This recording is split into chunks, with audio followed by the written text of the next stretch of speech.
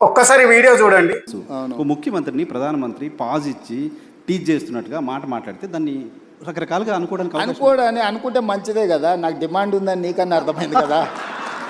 పోనీ రేవంత్ రెడ్డికి డిమాండ్ లేదు, అవుట్డేటెడ్ కాదు, రేవంత్ రెడ్డికి డిమాండ్ ఉంది అనేది అర్థమైంది కదా. డిమాండ్ అండ్ సప్లై కదా మార్కెట్ అంతా. సో రేవంత్ రెడ్డికి ఈ దేశంలో డిమాండ్ ఉంది.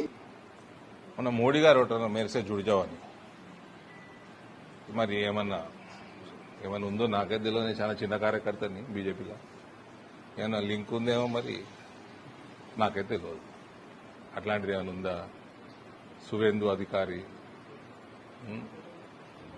అందుకే చెప్పిన కాంగ్రెస్ వాళ్ళకి సలహా, మా నాయన చాలా సేవ చేసి నీ పార్టీకి జెన్యున్గా కోమటిరెడ్డి వెంకటరెడ్డి లాంటి వాళ్ళు, శ్రీధర్ బాబు లాంటి వాళ్ళు మాట మీద ఉండి జీవితాంతం కాంగ్రెస్ పార్టీలో ఉండి కసంటోళ్ళని చేసుకున్నా సరే, ఈయనకి ఏదో పడేస్తే అయిపో మంత్రి పదవి.